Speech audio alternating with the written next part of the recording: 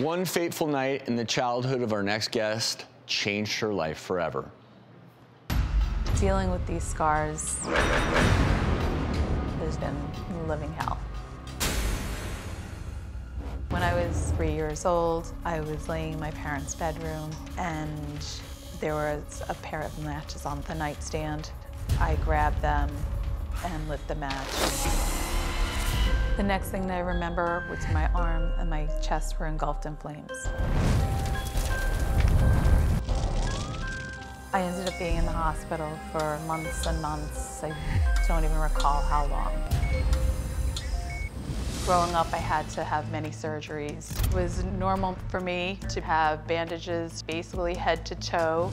When I started middle school, there were people that would make comments about the scars because they were different. I remember changing for the locker room and gym, trying to huddle my whole right side of my body into the locker to mask any scars.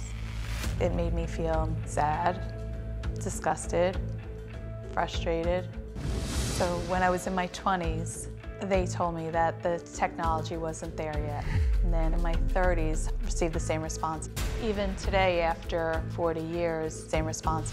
They contract and restrict, and they get very painful or irritated or itchy. Sometimes I just feel like I want to just rip them off of me. So now I want to see if the technology is there for me.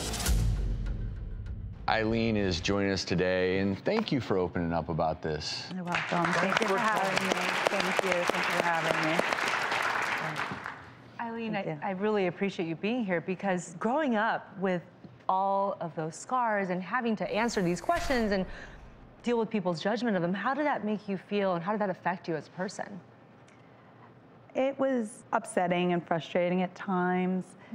We, you know, a lot of times I masked the scars.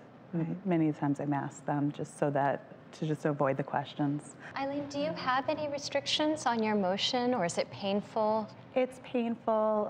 Extreme weathers is definitely painful. And sometimes when I'm anxious or nervous, I can definitely feel them. And I always can feel them.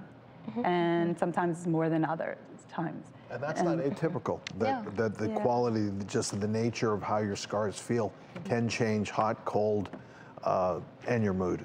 Yeah, so anytime you have grafted skin, which was done to repair the burn, it can contract down, it can be very firm, it can sometimes restrict motion. I think for so many people, they don't realize that, you know, when you've been burned, your journey dealing with those burns doesn't like stop abruptly and you're done. It's something that for a lot of people goes on for the rest of their lives, as you described, not just the cosmetic part of it, that the scars can be visible, they can be painful, but then the actual contractures and deformities that causes. So I know that it's an ongoing process, but you're here, you want to know what's new. Well, there are some great new options. The good news is over the last 10+ years, there's been a whole new wave of treatment for this. So the gold standard has now become using a fractional CO2 laser, which is a very long wavelength laser that goes in and resurfaces the scars. And often done as a series, this can actually improve the texture, it can improve the appearance and the softness of the scar. And then that can often be coupled with other things to release any tethering or any firmness, like silicone sheeting or injections of cortisone into the scar. So I'm sorry you were told at the times that obviously you sought out care, but the technology just wasn't there yet. But there has been some amazing advances in treating burn scars. And you're a teacher. I am a teacher. You spend your life helping others. I think it's time that we help you. And join us now via Skype from New York, board-certified dermatologist and Mohs surgeon, Dr. Snehal Amin, has something that he would like to say to you, Eileen. The doctors are definitely right. There is new technology, and that's why I'm excited to offer you 5 fractional carbon dioxide laser resurfacing sessions at no charge.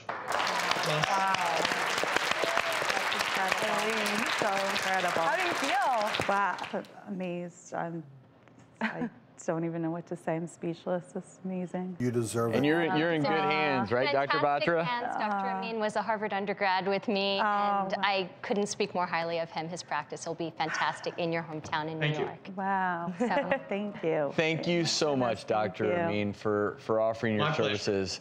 And Eileen, thank you for sharing your story. And we hope that you get some resolution of the scarring and the pain.